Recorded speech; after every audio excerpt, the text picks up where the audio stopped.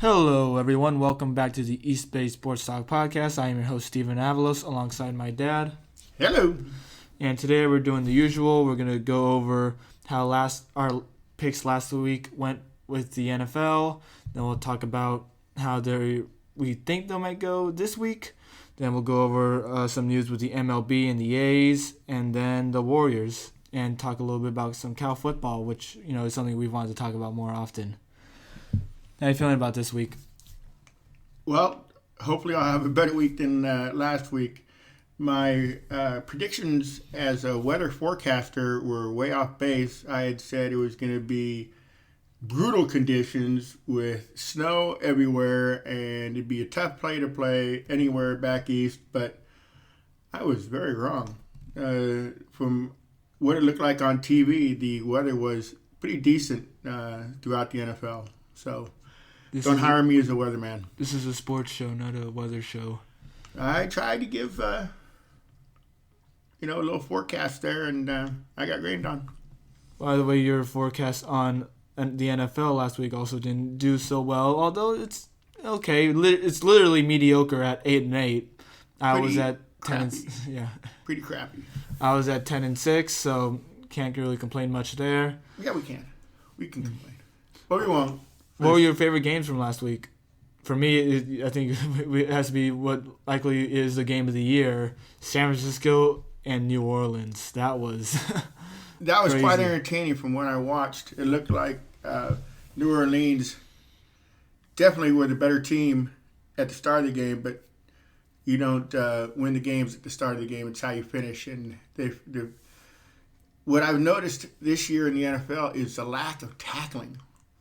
And the last play with George Kittle just brushing the tacklers off him like they were little kids just amazed me. Or like how he's running along the sideline and they don't just even think about pushing him out. Yeah, it's the lack of tackling just amazes me. Yeah, and that was on a 4th and 2 play in the fourth quarter with less than a minute to go, which put the Niners in field goal position to win the game, 48-46. And actually, that's the first ever time in all of NFL that a game ended with that score, 48-46. Little tidbit. Yeah, pretty unusual. And then with the Raiders, I know you were at that game. Yeah, pretty sad. They put up a good fight in the first half, 21-all. Yeah, and then all of a sudden, the defense. We already knew that the way the defense was playing, that we didn't really have much of a chance. Yeah, they scored 21 unanswered points in the second half against the Raiders, and pretty much put the game away. Took the air out of the Coliseum, and there was a mass exodus for the exits. And the air came out in boos. Boos, yes. So enough of that now. Let's go into this week's picks. So first up, we got the New York Jets against the Baltimore Ravens on Thursday Night Football. This one is no competition at all in any way whatsoever. Jets did come off a win against the Miami Dolphins, 22-21, but then again, they played the Miami Dolphins, so nothing significant about that. Ravens have continued their assault against the NFL. They had a pretty nice win against the Buffalo Bills, stopping them from having a 14-point comeback. Easily going with Baltimore on this one, but the spread is a little questionable for me. What do you say? It's minus 16 for Baltimore. Yeah, I'm actually surprised Baltimore is going to start Jackson. I would give him a rest. They're playing the Jets. That is a huge spread. But I would hate to risk Jackson for an injury to a mediocre team. They have RG3. I know he's a hit away from going on concussion protocol because he doesn't know how to slide or go out of bounds. The Ravens won by 7 last week, and the spread was 6. So barely making the spread on last week's game. 16 points this week. I'd still go Baltimore, just on their defense alone. I'm gonna say no to that one. I think it'll be they'll get 14.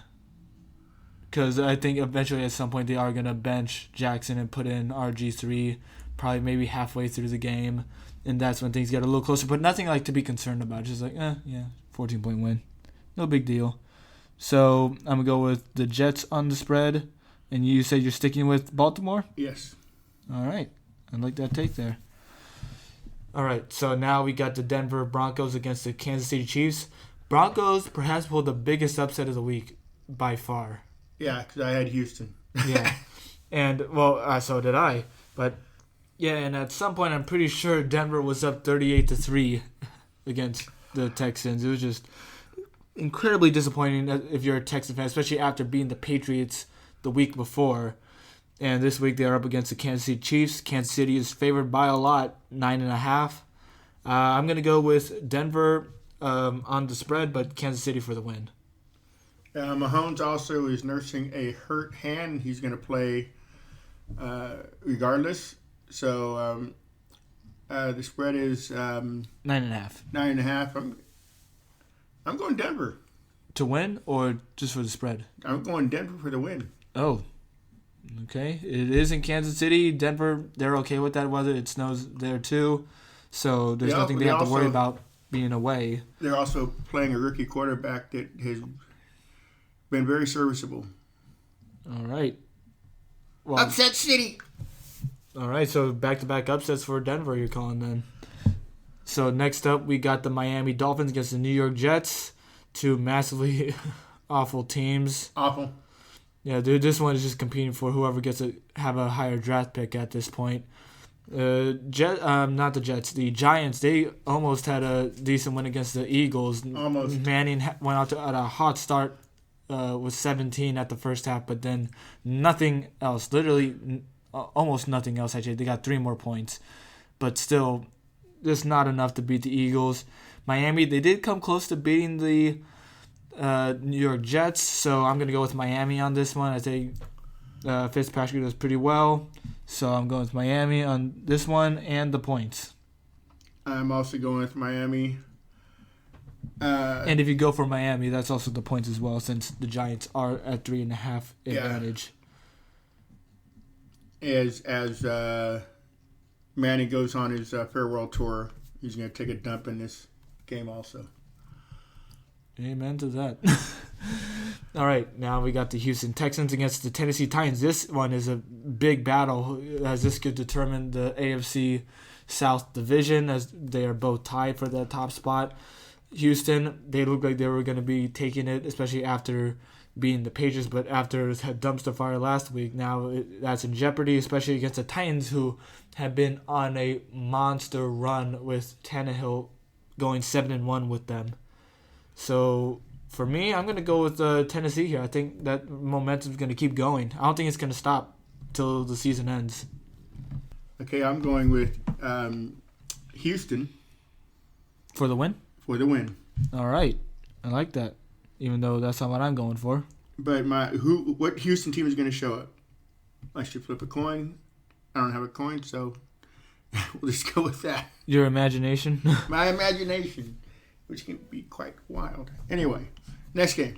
Now we got the Seattle Seahawks against the Carolina Panthers. Seahawks did come off a really disappointing loss to the LA Rams, which neither of us saw coming. They didn't reach the end zone at all, except for their defense on a pick 6, but still, that's nothing, especially when you lose by 26. And when I came up with the incredible fact that Seattle was 6-0 on the road, they took a dump on the road and lost to the Rams. Carolina is also coming off a loss as well to the Atlanta Falcons. They've just been tumbling down ever since they fired their coach, and Kyle Allen, just his progress as a starting quarterback just keeps going down and down. So I'm going to go with Seattle here, and I say they also get the points. Yeah, Carolina will continue to go down as Seattle will dominate. And you're also going with the points as well? Yes. All right. Now we got the Chicago Bears against the Green Bay Packers in Green Bay. Green Bay is favored by 4.5. I'm definitely going with Green Bay on this one, but I will not go for the points. I say they win by 3. I'm also going to back you up on that. All right. Except, I say Green Bay is going to win and cover. And cover? And cover. All right. Yeah, Green Bay just came off of a way too close of a call against Washington, only beating them by 6. And Bears, they did come off a pretty impressive win against the Cowboys. Yeah, spread last week with Green Bay and Washington. That had to be double digits. Oh, yeah, pretty sure it's 10.5. Yeah. So narrow win for Green Bay, but they got the job done. Yep. Now we got the Philadelphia Eagles against the Washington Redskins. Eagles, they're going to be fighting to get ahead in their division over the Cowboys. So hopefully this against Washington that propels them there because, I don't want the Cowboys making the playoffs. Then again, no one in the NFC East deserves to make it since no one has a winning record there. Yeah, what a crappy division. I'm going to go Philadelphia, and they're going to cover. Same here. Yeah, I think even though Carson Wentz is now without his main receivers, as Alshon Jeffrey has been announced to go on IR, ending his season right there, I'd say he still gets it done with Zach Ertz. Yeah. And his running back, Miles Sanders. And I need Miles Sanders to do good because I have him on fantasy, so please. Oh, the fantasy thing. Okay. The fantasy thing.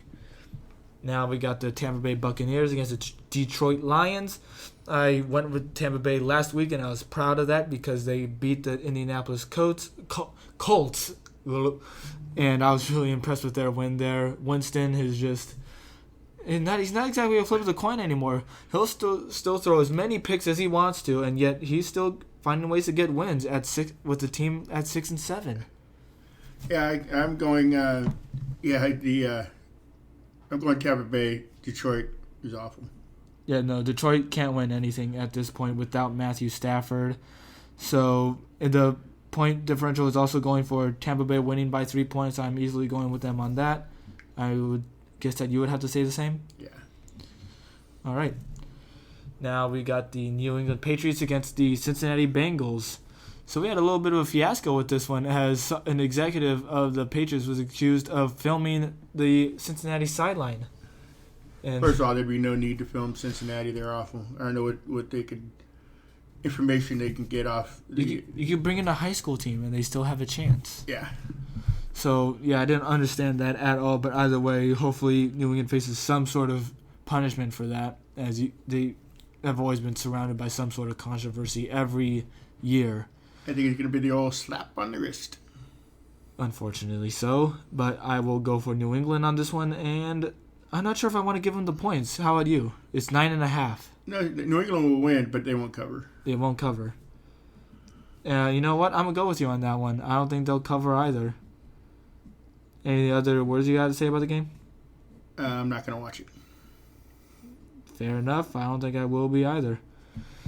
Now we got the Cleveland Browns against the Arizona Cardinals. The Browns did come off a win against the Bengals last week. Then again, it doesn't take much to do that. Arizona Cardinals lost to the Steelers last week, 23-17. I went for them on that game, and they still lost by one score, but it would have been nice to see them win, especially since it would help my record. But anyway, the Browns are favored by 2.5. I think could easily get this done. I say finally Beckham will finally get the ball. I hope so. I sound really desperate saying this since you sound really desperate. He's never managed to be able to get the ball somehow. I don't know why. Just Mayfield forgets that he exists, but then again, Beckham is also not that much of a team player, since rumors fly around that he wants to go somewhere else. One of those teams being the Niners. Who wouldn't want to go to a winning team? Exactly. I'm going Arizona. Upset. All right, so you're trying to do what I did. Oh, really? I hope you don't succeed this time.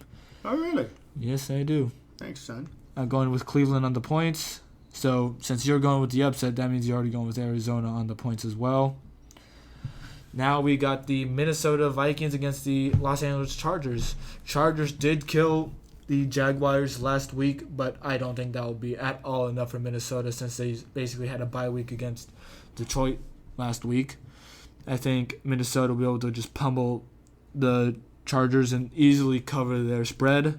What say you? The Chargers are at home, which doesn't mean all that much. The spread is 2.5, by the way. 2.5. I'm going Minnesota.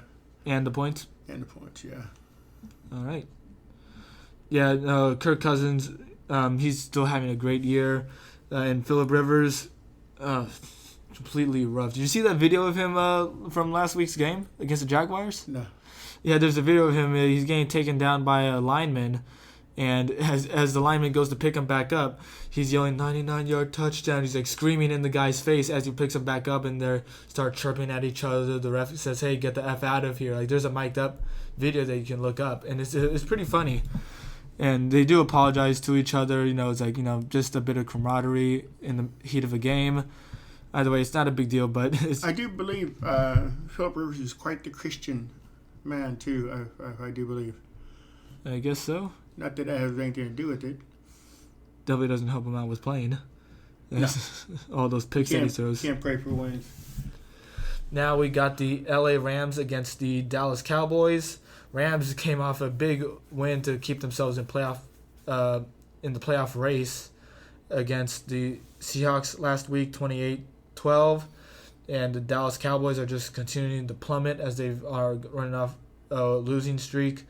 Last week they lost to the Bears very badly. That they made Trubisky look like Lamar Jackson somehow. I don't know how, but they did.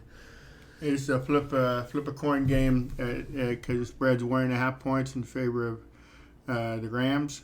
I'm gonna go with Dallas. As a home team, I'm going Rams. All right. Wait, you know that Dallas is the home team, right? I just said that. Yeah. All right. And so then. Do you not listen? And with the points as well, 1.5. It's pretty marginal.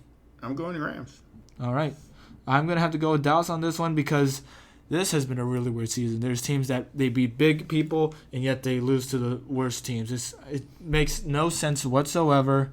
Yeah, it's been quite a weird year. Yep.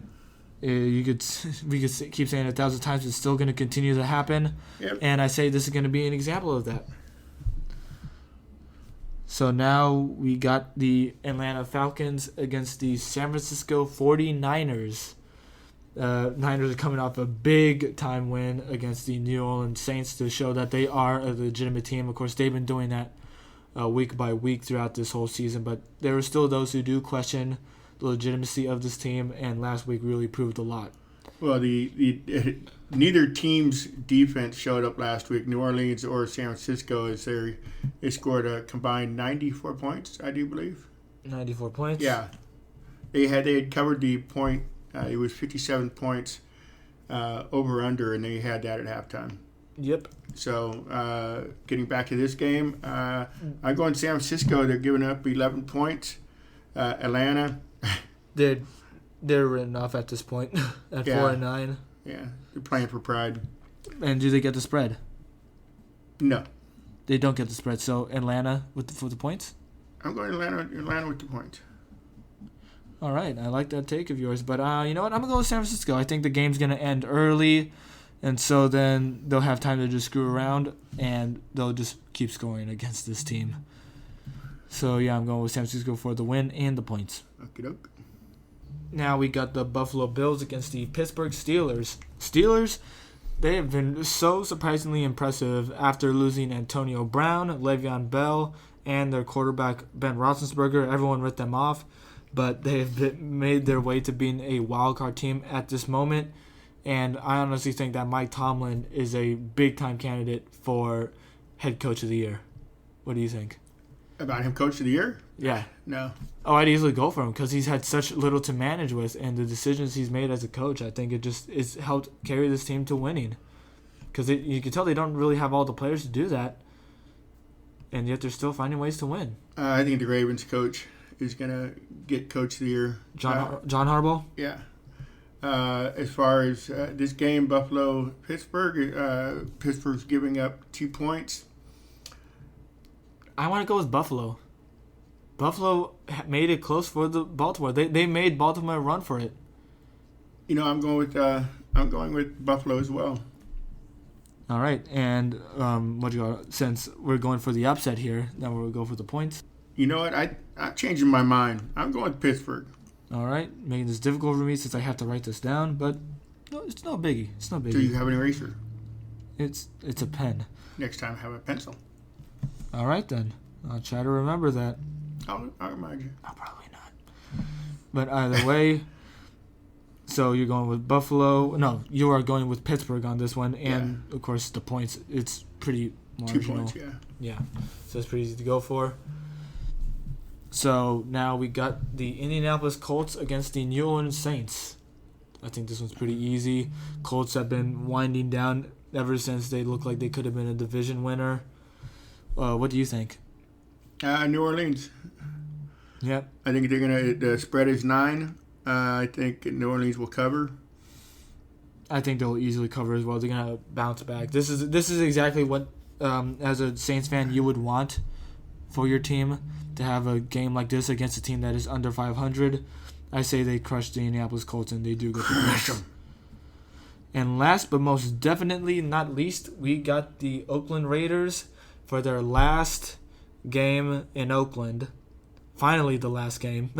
That has been talked about for multiple years. It's like, oh, are they leaving yet? They leaving yet? Well, will the stadium be finished? Should be. Should be. Get them out of here. Is their last game against the Jacksonville Jaguars, who are struggling at 4-9. I think Oakland, even though they are coming off a 3-game skid, I say they bounce back. They look terrible. Look absolutely terrible. Like, they just can't even compete at all, any way whatsoever. They can't tackle. They can't. They don't know how to get out after 3 plays.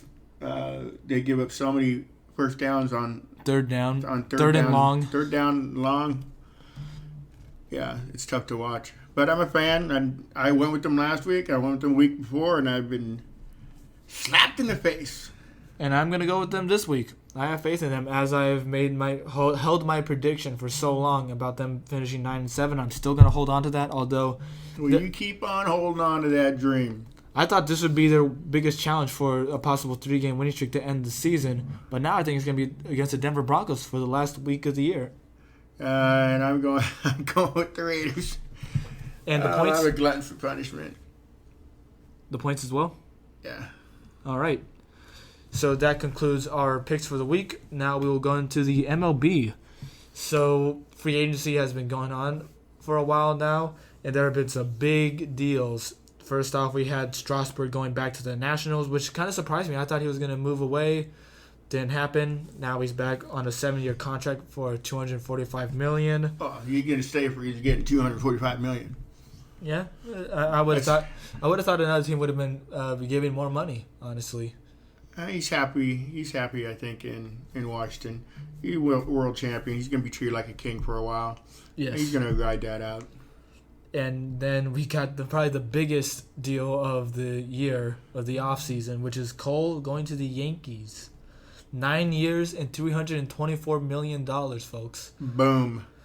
And I think us as A's fans, I think we can be kind of happy about that since he's no longer with the Astros. We don't have to face him close to maybe let's say 3 times a year.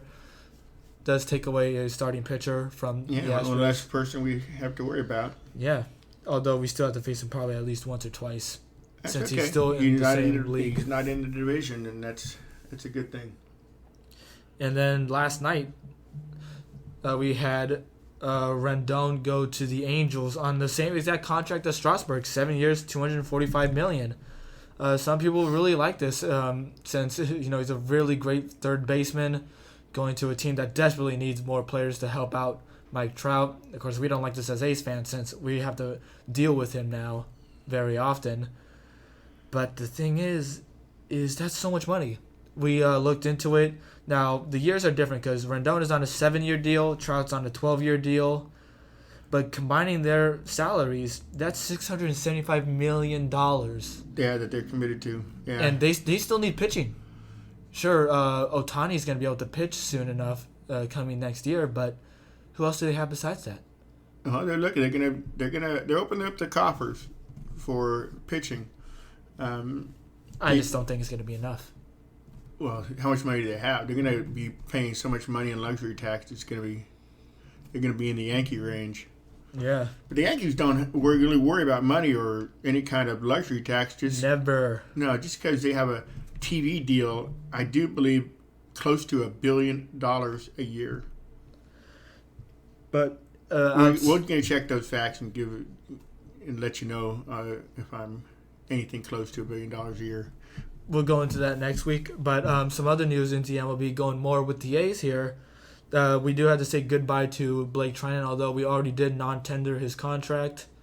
He's now officially gone as he signed a 10-year, 1 year, $10 million deal with the Los Angeles Dodgers.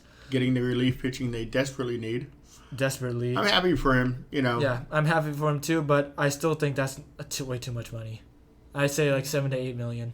I think if he pitches like he did 2 years ago, that's a deal. That's a steal. Oh no, it is a steal if that happens, but that's becoming a big if now, especially with the injuries that he had last year and the struggles. And who would think somebody saying $10 million is a steal? Wow, the money nowadays that gets thrown around is ridiculous. I'm available. You can throw some money my way. Mm-hmm. But more with the A's is also Lowry. There's a possible reunion. A reunion? Yes, as they've been having some talks with the Mets about possibly getting them back, probably to, come back for the young guys on that team, help coach them out. Great veteran presence, although he only played 8 games last year due to injuries. I don't know how to feel about it. I like Jed Lowry a lot, and I definitely didn't want to see him go after 2 seasons ago, but I don't know. Well, I say we invite him to spring training. I'll personally write him an invitation. I see that means you probably like him. Think that might help? Of course, he has great offense. His defense was mediocre, but you win by scoring runs, and that's what he did with the A's 2 years ago. And another little side thing that I feel like kind of was swept under the rug with the MLB was their drug policy. It's been changed, so now cocaine and opioids are now among new drugs that are to be tested. They were tested for cocaine before? I guess maybe it was done differently. Maybe they maybe tested more often or something like that. When I read the headline, I'm like, wait, shouldn't that have already been a thing? But I think maybe there's more emphasis on opioids. Next thing you know, they'll be testing for heroin. But on a more serious note, I think a lot of this has to do with, Tyler Skaggs, who was with the Angels last year and died, and after the autopsy they realized that he had way too many opioids in his system. Yeah, I'm gonna crap all over the Angels for a second here because this is a fact that I'm thinking about, but I do believe a lot of players knew he had a problem. And the way Major League Baseball hid the results for so long, I think was an insult to our intelligence. Yeah, no, that was just the way that the stuff was hidden for a while. That was just extremely suspicious, and I'm glad that the MLB is going to try to do something. Will they do it effectively, though? We'll find out soon. And another thing is now marijuana is removed from the drug abuse list. Good. I think it's about time they've done that. I think the NFL is the biggest sport that needs to do that, especially since so many players have to deal with pain all over their bodies. Eventually, they have to do something about that. Won't you agree? Yeah, I mean, marijuana should be legal anyway. I say we fire up in the honor of this decision. No, I like my lungs. Okay. Although I do support anyone that does smoke weed but however way you ingest it. I know there's edibles too. Oh God, why do I sound like this right now? But either way, that's what we got to talk about with the MLB. And last but unfortunately least, actually not last, but definitely the least, Warriors.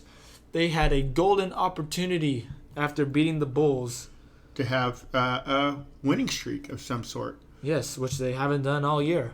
It could have been a 3-game winning streak. After they beat the Bulls, they played the Grizzlies, and then the Knicks after that. But they blew both those games Knicks at home.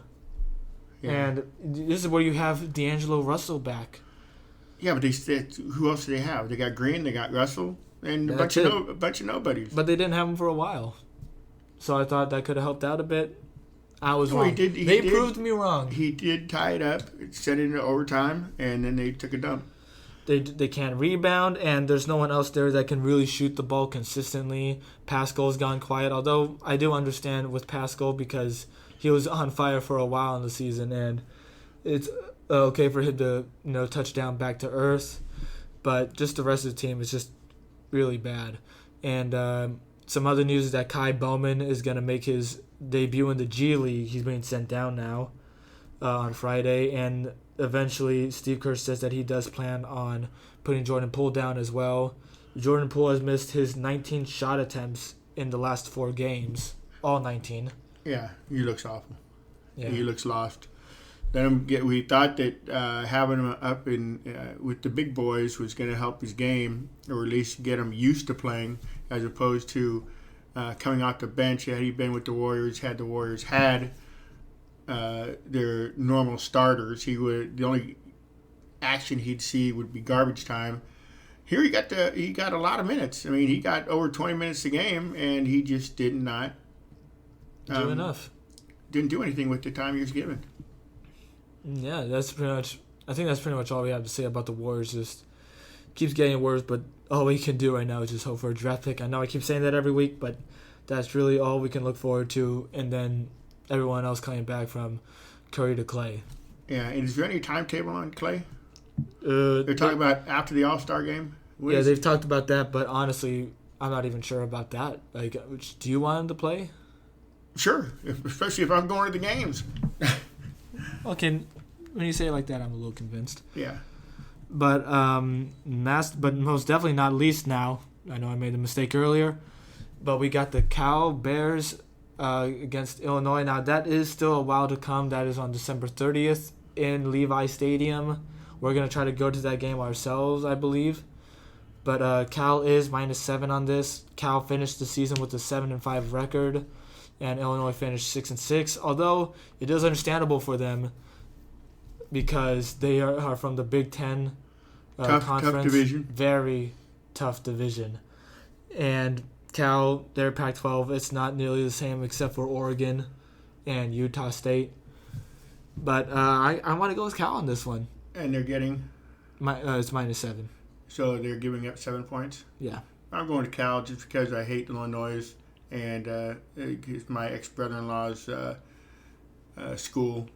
I don't really pay a whole lot of attention to college sports, and it definitely does show since we don't really talk a whole lot about that on this show. But Cal football is where it is for me, mainly, and I just really hope they get a bowl one, especially after last year's disaster, losing 7-10 against TCU in overtime. Yeah, that game was one of the worst games I've ever seen. Horrendous.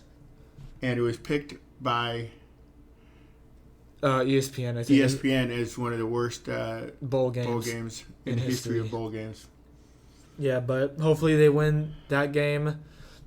I really hope they win that game because that's the last game of the year for them, and hopefully Evan Weaver gets drafted into the NFL, into a good team that will utilize him as he deserves to. And he's predicted to go 5th round? Yeah.